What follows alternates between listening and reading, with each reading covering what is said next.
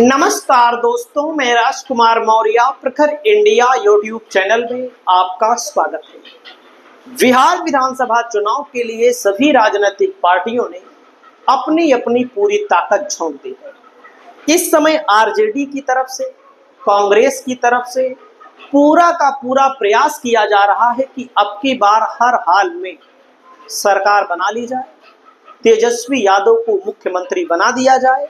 क्योंकि जो सर्वे आ रहे हैं, सर्वे साफ बता रहे हैं कि मुख्यमंत्री की दौड़ में नंबर 1 पर तेजस्वी यादव ही चल रहे हैं। तो दोस्तों, आज की इस वीडियो के माध्यम से आप सभी साथियों को मैं बताने जा रहा हूं आरजेडी से कौन कौन सी महिला नेताओं का टिकट कंफर्म है। क्योंकि महिलाओं की भागीदारी आधी है, तो जाहिर सी बात है महिलाओं को टिकट भी मिलना चाहिए। क्योंकि महिलाओं को लेकर के कहा जाता है कि नीतीश कुमार का वोटर है महिला, लेकिन नीतीश कुमार से बिहार की जनसंख्या, बिहार की जनता ऊब चुकी है, कोई बड़ा परिवर्तन चाहती है। तो दोस्तों, मैं आपको बताना चाहूंगा यहां पर कि महिलाओं में अगर हम बात करें, हिना साहब का नाम आरजेडी से सबसे बड़ा आता है। हिना साहब वैसे तो अभी लोकसभा का चुनाव निर्दलीय लड़ी थी, आरजेडी अलग लड़ी थी। तो हमारे कहने के अनुसार कि अगर निर्दलीय लोग ना लड़ करके आरजेडी को पहले अकल आ गई होती, तेजस्वी यादव अगर पहले हिना साहब को मिला लिए होते तो हिना साहब सांसद होती, इंडिया गठबंधन की एक सीट और बढ़ जाती। यह इंडिया गठबंधन की आरजेडी की सबसे बड़ी कमी थी, जो हिना साहब को अकेले लड़ने दिया। ना हिना साहब जीती, ना आरजेडी जीती, और जीत गई भाजपा। भाजपा मतलब एनडीए। तो जाहिर सी बात है दोस्तों, हिना साहब को टिकट मिलना चाहिए, लेकिन लोकसभा लेवल की कैंडिडेट मानी जाती हैं, तो इनको टिकट ना मिल करके इनके बेटे को मिल सकता है, उसामा को मिल सकता है रघुनाथपुर विधानसभा पे। लेकिन महिलाओं की बात हो रही है, तो महिलाओं में आपने देखा होगा विजया लक्ष्मी को 3,86,000 वोट मिल गया, हिना साहब को 2,93,000 वोट मिल गया, अवध बिहारी चौधरी को 1,98,823 वोट मिल गया। यही तो मैं कह रहा हूं कि तेजस्वी यादव का गलत निर्णय था यहां पर, या हिना साहब का गलत निर्णय था। जो बीजेपी एक सीट जीत गई, एक सीट ज्यादा जीत गई, बीजेपी का मतलब एनडीए गठबंधन। तो कहीं ना कहीं सबक मिली है। कहा जाता है सबक मिलने से ही सीख मिलती है। वहीं पर मैं आपको बताना चाहूंगा दोस्तों, अगला नाम आता है बड़े चेहरे के तौर पर रितु जायसवाल। रितु जायसवाल बेचारी पिछली बार लगभग 1500 वोटों से चुनाव हार गई। आरजेडी के मुताबिक जेडीयू ने, बीजेपी ने सत्ता का दुरुपयोग करके इनको चुनाव हराया। लोकसभा में 29,000 से चुनाव हार गई, शिवहर लोकसभा से।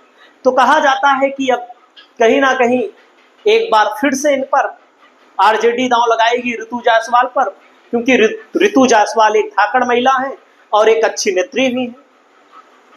अगला नाम आता है रेखा पासवान जी का। रेखा पासवान आरजेडी की पुरानी नेता है, पिछली बार विधायक बनी थी। अब की बार आरजेडी इनको एक बार फिर से मौका देने जा रही है, लेकिन इनके खिलाफ एंटी इनकम्बेंसी भी है, इनके खिलाफ कहीं ना कहीं जनता भी है, क्योंकि वर्तमान के विधायकों के खिलाफ थोड़ी बहुत एंटी इनकम्बेंसी होती है। अगर चेहरा देख के लोग वोट देंगे प्रत्याशी का, तो नुकसान हो सकता है। अगर मुख्यमंत्री तेजस्वी यादव को बनाने के लिए वोट करेंगे, तो रेखा पासवान एक बार फिर से विधायक बन सकती है। वहीं पर दोस्तों, अगला नंबर आता है दिव्या प्रकाश। तारापुर विधानसभा से पिछली बार 7,500 वोटों से चुनाव हार गई थी।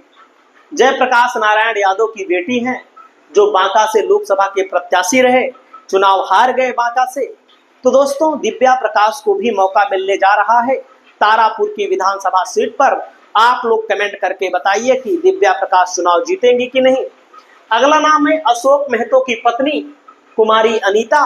कुमारी अनीता को लोकसभा का चुनाव लड़ाया गया था ललन सिंह के खिलाफ, ललन सिंह हार गई, लेकिन अच्छा चुनाव लड़ा था मुंगेर से इन्होंने। तो विधानसभा में इनको फिर उतारे जाने की बात है, क्योंकि एक मजबूत प्रत्याशी है। वहीं पर दोस्तों अगला नाम है मसौढ़ी से रेखा देवी का नाम मैंने बता दिया है। समता देवी को आरजेडी से मैदान में उतारा जा सकता है। समता देवी आरजेडी से बाराचट्टी विधानसभा से एक बार फिर मैदान में आ सकती हैं। इनको विधानसभा का टिकट आरजेडी से मिल सकता है। वहीं पर अगला नाम आता है मधु मंजरी का। मधु मंजरी है प्रदेश उपाध्यक्ष सह प्रवक्ता राष्ट्रीय जनता दल।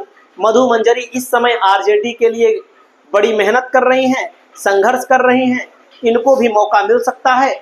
वहीं पर दोस्तों अगला नाम आता है रोहिणी आचार्य का, जो कि लोकसभा का चुनाव सारण से लड़ी, बहुत ही कम वोटों से चुनाव हार भी गई और अब विधानसभा चुनाव यहां पर आरजेडी इनको लड़ा सकती है। और सोशल मीडिया हो, पॉलिटिक्स की एक्टिव खिलाड़ी मानी जाती हैं। अगला नाम आता है सोशल मीडिया की स्टार सीमा कुमारी, सीमा कुशवाहा का। सीमा कुशवाहा को लेकर चर्चा है काराकाट विधानसभा क्षेत्र से या फिर सासाराम विधानसभा क्षेत्र से आरजेडी इनको मैदान में उतार सकती है। बहुत ही ज्यादा इनकी लोकप्रियता है, चाहे सोशल मीडिया हो, वैसे भी जहां जाती हैं इनको देखने के लिए, इनकी बातों को सुनने के लिए, वैसे भी राजनीति में पहले से भी सक्रिय रही हैं, तो इनको टिकट मिल सकता है। वहीं पर दोस्तों अगला नाम आता है बीमा भारती का, जो पप्पू यादव जी के खिलाफ लोकसभा का चुनाव लड़ी थी। लेकिन चलो ठीक है, लोकसभा में एक पूर्णिया की सीट पर, एक की सिवान सीट पर आरजेडी ने समझौता ना करके गलती तो की ही थी। पूर्णिया में तो मान लीजिए पप्पू यादव जीत गए कैसे भी, और बीमा भारती को मैदान में उतारा जा सकता है। 5 बार की विधायक रह चुकी हैं, मजबूत नेत्री के तौर पर जानी जाती हैं। वहीं पर दोस्तों अगला नाम आता है अर्चना रविदास का। लोकसभा का चुनाव इन्होंने लड़ा था और लोकसभा के चुनाव में लगातार उसके बाद भी सक्रिय हैं और अच्छा चुनाव लड़ा था। जमुई लोकसभा से हार गई थी अर्चना रविदास, तो इनको भी विधानसभा का टिकट मिल सकता है। अगला नाम आता है राजद नेत्री प्रिया राज का। प्रिया राज भी टिकट के लिए प्रबल दावेदार बताई जा रही हैं, टिकट मांग भी रही हैं और इनको भी टिकट मिलने की उम्मीद है। अगला नाम है बाहुबली की विभा देवी। इनको लेकर भी चर्चाएं तेज है कि आरजेडी इनको टिकट दे सकती है, एक बार फिर से मौका दे सकती है, तो वर्तमान में विधायक भी हैं। वहीं पर दोस्तों अगला नाम आता है तेजस्वी की करीबी किरण देवी। किरण देवी को भी आरजेडी से विधानसभा का टिकट मिल सकता है। उसके अलावा मैं आपको बताना चाहूंगा सारिका पासवान का भी नाम आ रहा है कि सारिका पासवान को आरजेडी से मैदान में उतारा जा सकता है, क्योंकि सारिका पासवान एक मजबूत और एक प्रबल दावेदार बताई जा रही हैं। इसके अलावा दोस्तों और कौन कौन सी महिला नेताओं को टिकट मिलना चाहिए, और भी नाम हैं, उनके नाम मैंने इसमें नहीं लिखे हैं। अन्य वीडियो लेकर आएंगे तो उसमें हम आपको बताएंगे।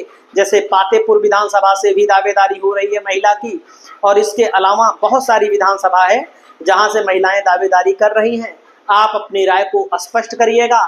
चैनल पर पहली बार आए हैं तो चैनल को सब्सक्राइब करिएगा। बहुत बहुत धन्यवाद, बहुत बहुत शुक्रिया।